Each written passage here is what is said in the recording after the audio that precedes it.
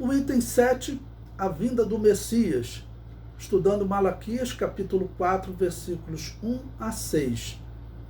O versículo 2 diz: Mas para vós que temeis o meu nome, nascerá o sol da justiça. Estamos aguardando duas vindas de Jesus a este mundo. A vinda para a igreja antes da grande tribulação e a vinda para Israel no fim da grande tribulação. A vinda para a igreja será o arrebatamento. A vinda para Israel é definida como vinda em glória. A vinda para a igreja é simbolizada na estrela da manhã. Então nós temos dois simbolismos de Jesus, tá bom? Em estrela. Uma na estrela da manhã, que normalmente era o planeta Vênus ou a estrela Sírius, tá bom? E o sol. Jesus, então, como sol da justiça. Em 2 Pedro, capítulo 1, versículo 19, diz: E temos muito firme a palavra dos profetas, a qual bem fazeis em estar atentos, como a uma luz que alumia um lugar escuro, até que o dia esclareça, e a estrela da alva apareça em vosso coração. Apocalipse é a estrela da alva ou estrela da manhã, né? Apocalipse 2:28 diz: Dar-lhe-ei a estrela da manhã. E aí Apocalipse 22:16: Eu, Jesus, enviei o meu anjo para vos testificar estas coisas nas igrejas. Eu sou a raiz e a geração de Davi, a resplandecente estrela da manhã. A estrela que aparece pela manhã é vista por poucos. Só mesmo aqueles que despertam bem cedo podem vê-la. Assim será no arrebatamento da igreja. Só os que não estão dormindo espiritualmente poderão vê-lo, o que é bem diferente da sua vinda em glória no final da grande tribulação, quando ele vem como sol da justiça e todo olho o verá. Então, uma aparição é para poucos, apenas os salvos verão Jesus se manifestar no momento do arrebatamento. Já outra é declarado que todo olho verá.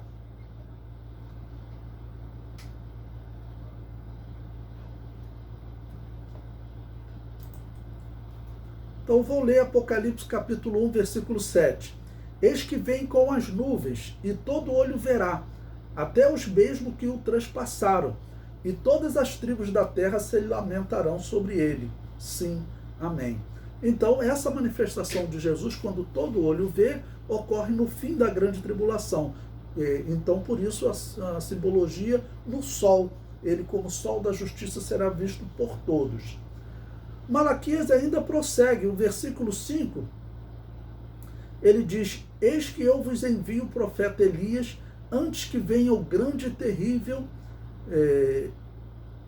antes que venha o dia grande e terrível de Yahvé, e converterá o coração dos pais aos filhos e o coração dos filhos a seus pais, para que eu não venha e fira a terra com maldição. O Antigo Testamento encerra com esta palavra, vamos dizer, agora de ameaça. Tinha a palavra de esperança, da volta de Jesus, mas também traz essa palavra, vamos dizer, de ameaça, de risco. E Malaquias, no versículo 10, ele ainda prossegue. Em Mateus capítulo 17, versículo 10, veja o que Jesus Cristo diz sobre Elias. E os seus discípulos o interrogaram, dizendo: Por que dizem então os escribas que é mister que Elias venha primeiro? Bom, Jesus Cristo descreveu que João Batista era o Elias que havia de vir, Então os discípulos questionam. E Jesus respondendo disse-lhes: Em verdade Elias virá primeiro e restaurará todas as coisas. Ou seja, Jesus está citando como a profecia de Isaías, enviar o anjo, a profecia de Malaquias, que Elias vem primeiro.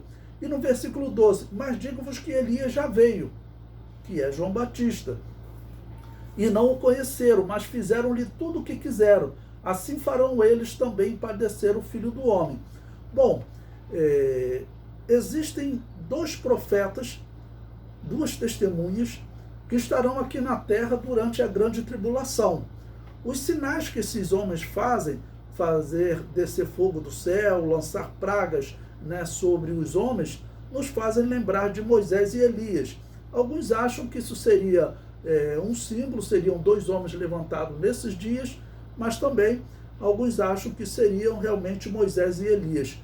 Eu pessoalmente acredito mesmo na manifestação de Moisés e Elias, até pelo fato deles terem aparecido no Monte da Transfiguração. Se eles apareceram no Monte da Transfiguração, de alguma maneira Deus os manteve vivos. Tá bom? Elias foi levado ao céu, segundo a tradição judaica, citada até essa tradição citada por Judas no versículo 9, fala quando o arcanjo Miguel contendeu com Satanás a respeito do corpo de Moisés.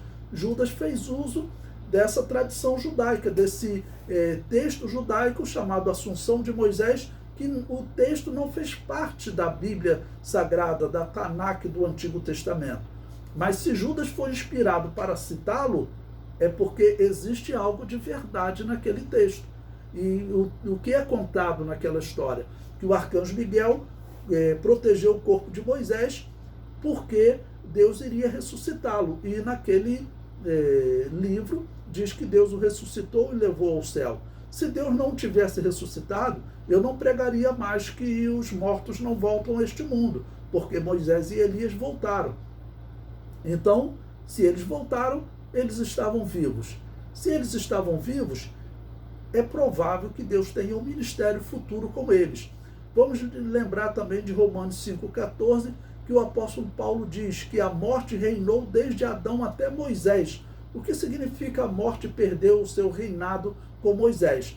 Bom, essa possibilidade que eu estou colocando de Moisés, ele ter sido o primeiro a ressuscitar, o primeiro a vencer a morte, o primeiro a morrer e ressuscitar, né? Então, talvez Elias realmente venha, o próprio Elias, durante a grande tribulação, pregando, né, para converter o coração dos pais aos filhos e dos filhos aos pais, como Malaquias profetizou. A paz do Senhor para os irmãos, e vamos nos preparar para a prova.